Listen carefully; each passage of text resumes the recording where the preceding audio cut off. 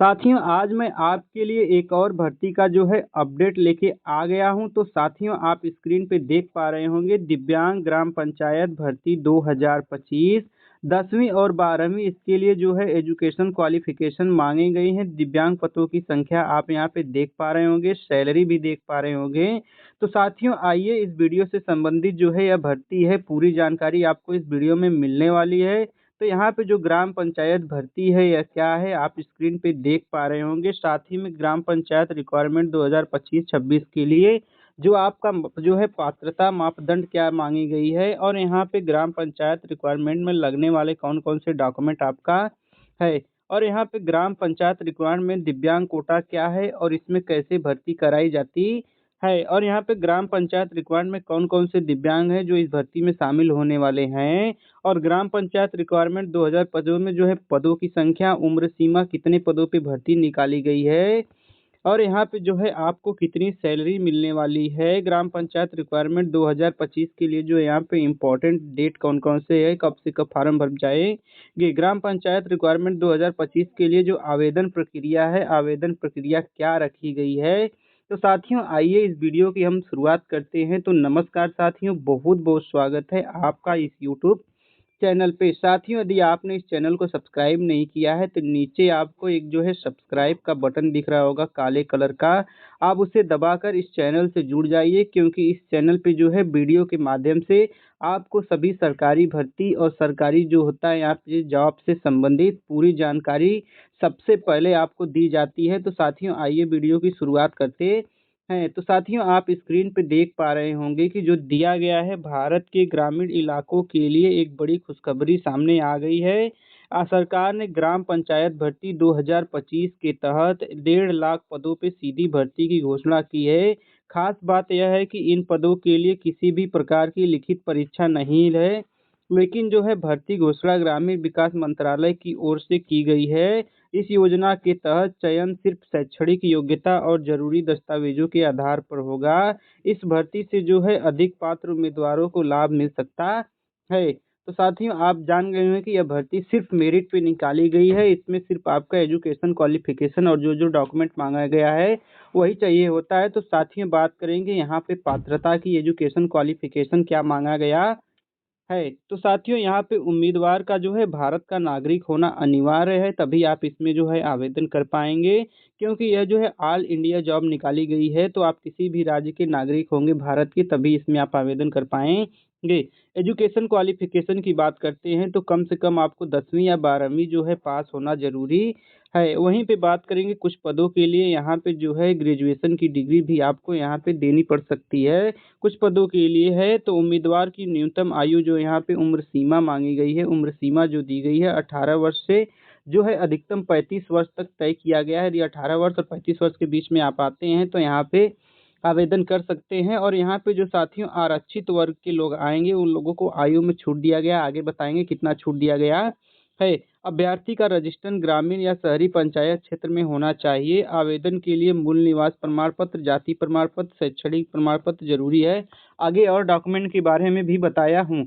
तो साथियों यहाँ पे बात कर लेते हैं हम इसके इम्पोर्टेंट डॉक्यूमेंट्स के बारे में, कौन कौन से इम्पोर्टेंट डॉक्यूमेंट लगने वाले हैं। तो ग्राम पंचायत नई भर्ती 2025 में कौन कौन से आपका डॉक्यूमेंट लगेंगे। तो यहाँ पे साथियों आधार कार्ड हो गया आपका और यहाँ पे जो हो गया जाति प्रमाण पत्र यदि आपके लिए लागू है। जितने भी आरक्षित लोग वर्ग के लोग आते हैं उन लोगों को यहाँ पे है जो जाति प्रमाण पत्र देना होता है। और यहाँ पे आपका निवास प्रमाण पत्र हो गया और आपका एजुकेशन क्वालिफिकेशन, आप जिस भी क्वालिफिकेशन पे अप्लाई करेंगे, 10वीं पे अप्लाई करेंगे तो आपको 10वीं का सर्टिफिकेट, 12वीं पे अप्लाई करेंगे तो 12वीं का सर्टिफिकेट और ग्रेजुएशन पे अप्लाई करेंगे तो आपको ग्रेजुएशन का सर्टिफिकेट यहाँ पर देना होगा। तो साथियों यहाँ पे पासपोर्ट साइज फोटो और यहाँ पे आपको जो देना है मोबाइल नंबर और ईमेल आईडी भी आपको यहाँ पे देना होगा। और रोजगार कार्यालय का प्रमाण पत्र जिसके पास है वो कोई एक्सपीरियंस है तो वह दे सकता है, लेकिन यहाँ पे जरूरी नहीं किया गया है। वहीं पे बात करेंगे यहाँ पे अन्य सरकारी दस्तावेज, जैसे विकलांग लोग है गए तो उनको यहाँ पे विकलांगता का प्रमाण पत्र देना है। यदि आप विकलांग हैं तो आपको प्रमाण पत्र यहाँ पर देना पड़ेगा। तो साथियों आइए बात करते हैं चयन प्रक्रिया, कैसे इसका चयन प्रक्रिया किया जाएगा। तो चयन प्रक्रिया की बात करते हैं तो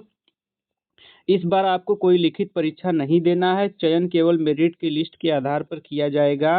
वहीं पे बात करेंगे अभ्यर्थियों को जो है एजुकेशन क्वालिफिकेशन का जो नंबर होता है अनुभव और दस्तावेज सत्यापन के बाद चयनित किया जाएगा। वहीं पे बात करेंगे अंतिम चयन के बाद नियुक्ति पत्र पंचायत कार्यालय द्वारा आधिकारिक पोर्टल पर दिया जाएगा और आरक्षण के सभी नियम और अन्य सरकारी गाइडलाइंस पूरी तरह यहाँ पे लागू की गई है। तो साथियों बात करेंगे इसका आवेदन आप कैसे करेंगे, तो आपको स्क्रीन पे एक फॉर्म दिखाई दे रहा होगा, आप फॉर्म को देख पा रहे होंगे, बहुत ही आसानी से आपको देख पा रहे हैं। तो साथियों यहाँ पे जो दिया गया है पंचायत सहायक अकाउंटेंट कम डाटा एंट्री ऑपरेटर पद हेतु आवेदन पत्र संलग्न 2 दिखाई दे रहा है।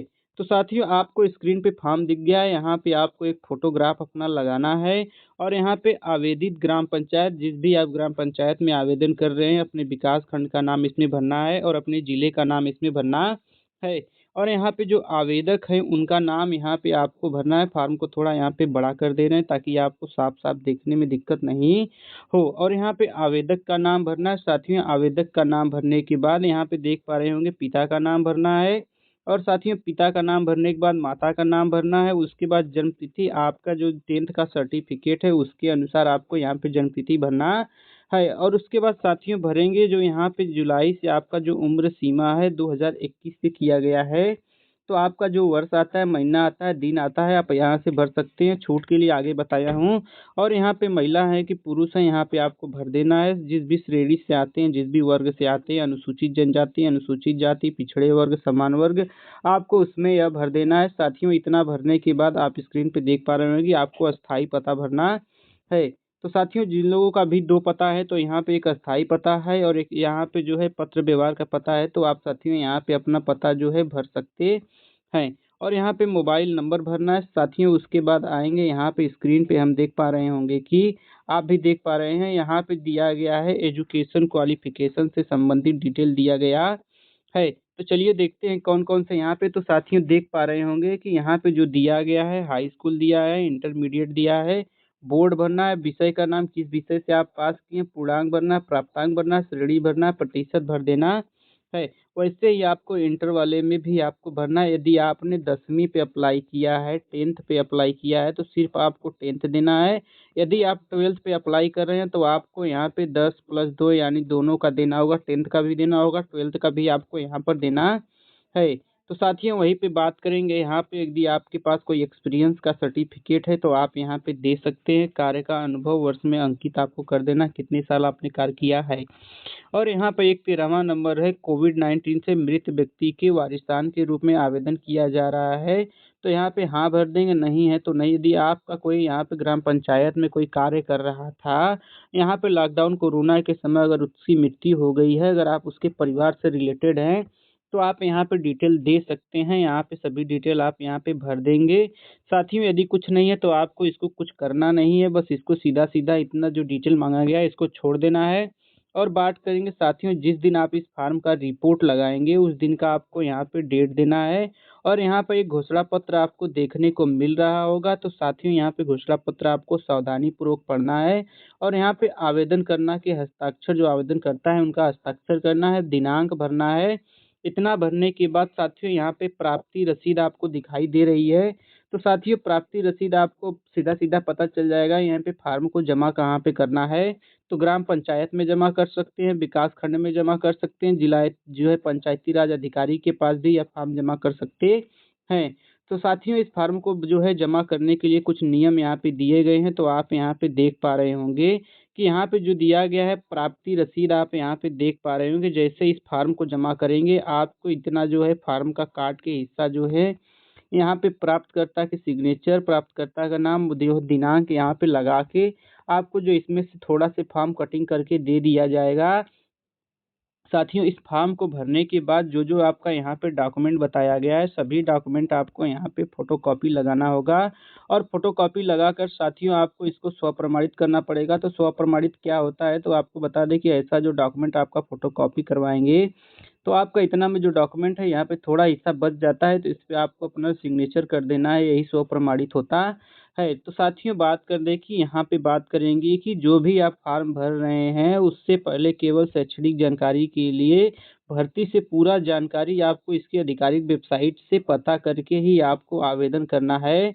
तो साथियों मिलते हैं एक और नई सरकारी योजना और नई सरकारी भर्ती के साथ। तब तक के लिए आपका बहुत बहुत धन्यवाद।